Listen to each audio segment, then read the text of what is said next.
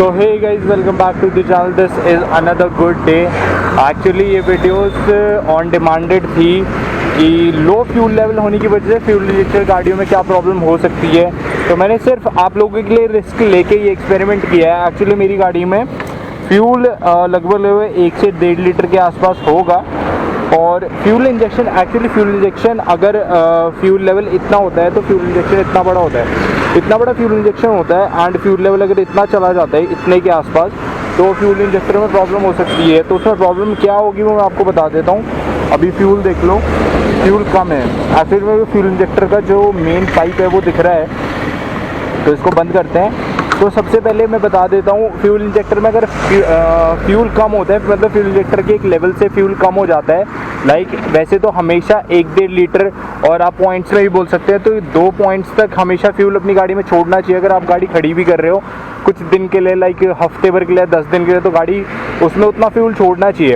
And अगर आप dry लेके चलते हो, लाइक 1-1.5 लीटर पेट्रोल में तुम चल देते हो, तो हमेशा देखा होगा मिसिंग करती है गाड़ी। जैसी तुम एक पर्टिकुलर आरपीएम पे लेके चलते हो, देखो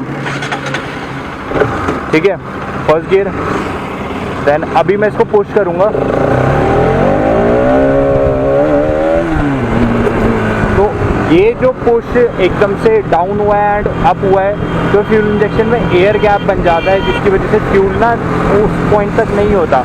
इस वजह से फ्यूल गैप, वो एयर गैप बन जाता है फ्यूल इंजेक्शन में। तो ये एक प्रॉब्लम हो सकती है। इसमें क्या होगा, आपका जो फ्यूल इंजेक्टर है वो फूकने का डर रहता है, और फ्यूल इंजेक्टर फूकने के बाद आपको पता है फटका कितना लंबा पड़ता है, वो होता है 8 से 9,000 के आसपास का फटका पड़ता है। और वो गाड़ियों के ऊपर डिपेंड करता है। लाइक मेरे पास RS है तो इसका होगा 8,000 के आसपास, 390 का 13,000 का है, और सुपर बाइक्स में तो भाई अलग ही लेवल होता है, तुम्हें बताइए।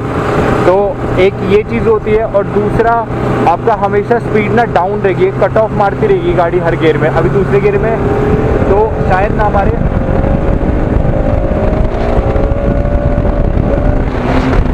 तो इसमें 8,000 RPM पे दोबारा से कट ऑफ लिया है, मतलब 8,000 RPM पे दोबारा से कट ऑफ हो गई थी स्पीड, एंड उसके बाद दोबारा से एक बार फिर पुश बना था। तो हर गियर पे ऐसे करेगी और टॉप स्पीड कभी रीच नहीं हो सकती। तो ये एक प्रॉब्लम होती है फ्यूल इंजेक्टर में, मतलब फ्यूल इंजेक्टर इसकी वजह से ख़राब हो जाता है, क्या होता ही है हमेशा से। तो जितने भी मेरे सब्सक्राइबर हैं जो कि अपनी गाड़ियों में तेल कम रखते हैं कि यार इतना क्या डलाना, तो यार अगर आपके पास FI है यानी कि फ्यूल इंजेक्टर गाड़ी है ना, तो हमेशा ध्यान रखना कि उसका फ्यूल इंजेक्टर इसी रीज़न की वजह से सबसे पहले ख़राब हो सकता है।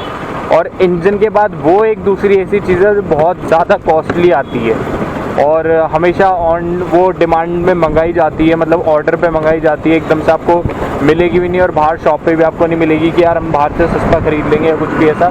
तो ऐसा भी बिल्कुल नहीं हो सकता। तो यार बस यही है कि अपनी गाड़ी की थोड़ी केयर रखो, और अगर लॉकडाउन में आपकी गाड़ी खड़ी है काफ़ी टाइम से, तो एटलीस्ट अपने घर का एक राउंड मार लो, अपने घर का यानी कि अपनी कॉलोनी का एक राउंड मार लो, और अपनी गाड़ी को थोड़ा चलाते रहो। क्योंकि जितने पार्ट्स होते हैं, लाइक सबसे पहले मैं बता देता हूँ, सस्पेंशन होते हैं, तो सबसे पहले गाड़ी निकालते हैं सबसे पहले सस्पेंशन साफ़ कर लो। क्योंकि ऐसा होता है ना, आगे वाले शॉकर्स में जो होता है मिट्टी जम जाती है, और मिट्टी जमने के बाद ना वो चीज़ शॉकर की जो सीलिंग होती है वो तोड़ देती है, तो वो नुकसान हो जाता है थोड़ा सा। एंड जितने भी पार्ट्स हैं वो जम भी जाते हैं, काफ़ी बार ऐसा होता है ठंडियों में, हमने देखा एक टाइम के बाद उसमें से ना एग्जॉस्ट से स्टीम टाइप निकलनी शुरू हो जाती है, तो वही एक रीज़न है। और बस अपनी गाड़ी की केयर रखो यार, ये छोटी छोटी चीज़ें हैं जो आपको आगे तक लॉन्ग लास्टिंग बेनिफिट देगी। जैसे मैं बहुत कम गाड़ी चलाता हूँ, तो मेरा अगला वाला टायर बहुत ज़्यादा हार्ड हो चुका है, जिसकी वजह से मुझे चलाने में बहुत प्रॉब्लम होती है, तो उसको भी चेंज करा लेंगे जल्दी से जल्दी। तो ये कुछ चीज़ें थी जो आपको ध्यान रखनी चाहिए अपनी बाइक को लेके। एंड तो ये एक ऑन डिमांडेड वीडियो थी मेरे लिए, एंड आई होप आप लोगों को समझ आएगा कि प्रॉब्लम क्या हो सकती है आपकी बाइक्स में। तो लाइक शेयर एंड सब्सक्राइब ज़रूर करते हैं। All the best and be safe and ride safe.